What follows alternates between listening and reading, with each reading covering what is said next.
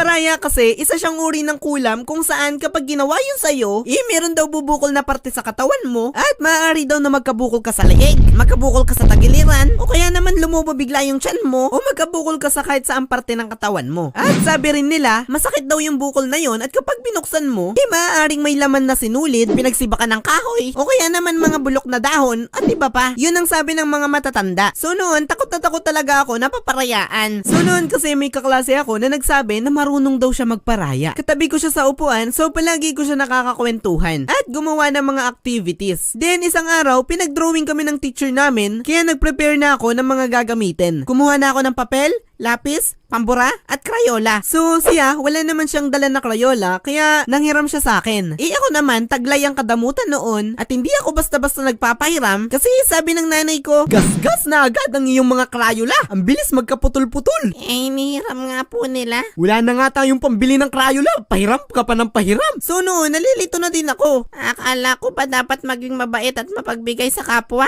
Bakit ngayon? Dapat pala maging madamot? So ang ginawa ko noon, hindi ko siya pinahiram, kasi ayoko na magkaputol-putol yung Crayola ko at mapagalitan na naman ako ng nanay ko pag uwi. Bawal ka humiram. Madiin ka masyado mag-Crayola. Tsaka, baka maputol to. Bago pa kaya to. Paparayaan kita.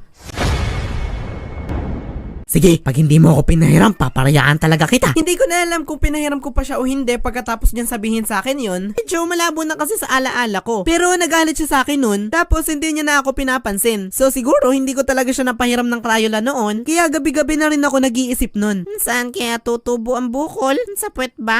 Sa likod ba? Pero ang natatandaan ko, may nakapa ako noon sa binti ko na medyo kakaiba. Medyo parang may bukol? So bigla kong naalala yung sinabi ng kaklase ko na paparayaan kita. Sige, pag hindi mo ako pinahiram, paparayaan talaga kita. So iniisip ko noon, Pinarayaan niya na ata ako araw-araw ko noong hinihimas yung binti ko at nararamdaman ko parang palaki ata siya ng palaki. Hindi ko alam, baka iniisip ko lang, pero kinakabahan na talaga ako noon. So isang araw noon habang hinihimas ko yung medyo lumalaki kong binti, nakita ko siya sa tabi ko na bumubulong-bulong tapos nakapikit.